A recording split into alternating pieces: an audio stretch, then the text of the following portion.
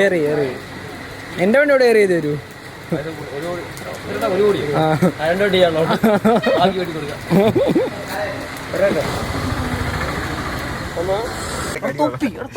നീ എന്താണ് ഗൂഗിൾ മാപ്പിൽ XXX.com സെർച്ച് ചെയ്ത് ഞാൻ അവനോട് ചോദിച്ചാ വരുന്നത്. നീ എന്താ കാണിച്ച നിന്റെ ഫോണാണ് ലോഗിനകത്ത് അവൻ ഫോൺ അതിനടുത്ത് വെച്ചേക്കുന്നേ. അങ്ങനെ നമ്മൾ കൊട്ടാരക്കര ടവേഴ്സിലെത്തി. ഇത് നമ്മുടെ കൂട്ടുകാരൻ്റെ കടയാണ്. പിന്നെ ഇവിടെ വന്നത് ചെറിയൊരു ആവശ്യത്തിന് വേണ്ടിയായിരുന്നു. അതിപ്പോൾ പുറത്തു പറയാൻ പറ്റത്തില്ല, അമ്മ തല്ലും. നമ്മൾ മൂലയിരുന്ന് വണ്ടി വലിച്ചു കയറ്റുന്ന കണ്ടുകൊണ്ടിരുന്നപ്പോൾ ഒരു കോള് വന്നു. എൻ്റെ വണ്ടി മിന്നായം പോലെ കണ്ടപ്പോൾ എന്നെ വിളിച്ചിട്ട് ഓടി വന്നതാണ്. ഇവൻ്റെ അളിയൻ്റെ ആണ് കേട്ടോ കൊട്ടാരക്കര ടവേഴ്സ്.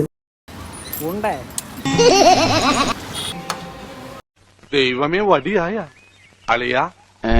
ഒരു അര ദിവസം കൊണ്ട് പത്തനംതിട്ട കൊല്ലം ഏരിയ കവർ ചെയ്തതിൻ്റെ ക്ഷീണം മൊത്തം മന്തി തീർത്തു.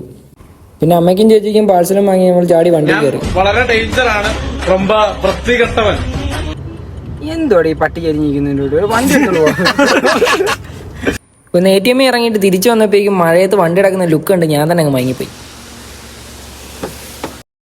അമ്മയുടെ ഒരു 10 മിസ് കോൾ ഉണ്ടായിരുന്നു. അവന്മാരെ വീട്ടിൽ തട്ടിയിട്ട് ഞാൻ നേരെ പോയത് പുതിയ വീട് പണിയുന്നിടത്ത് സൈഡിലോട്ടായിരുന്നു.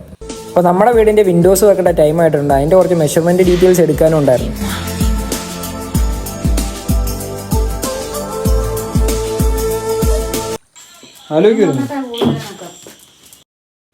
വീട്ടിൽ വന്ന് ഫുഡും കഴിച്ച് നേരെ ബാഗും പാക്ക് ചെയ്ത് നമ്മൾ ആലുവയ്ക്ക് വിടാനുള്ള പരിപാടി സ്റ്റാർട്ട് ചെയ്തു.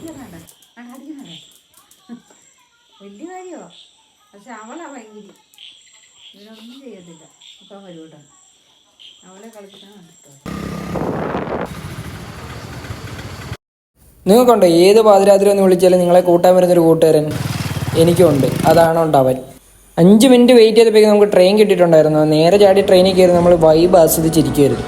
എന്നെ കൂടാതെ 1-2 പേരോട് അവിടെ വൈബ് പിടിക്കുന്നത് എൻ്റെ കണ്ണിൽ പെട്ടിട്ടുണ്ടായിരുന്നു. 4 മണിക്കൂറായപ്പോഴേക്കും എൻ്റെ ഫോണിൻ്റെയും ചാർജ് തീരാറായതുകൊണ്ട് നമ്മൾ ഇന്നത്തേക്ക് ഇവിടെ പറയുന്നു.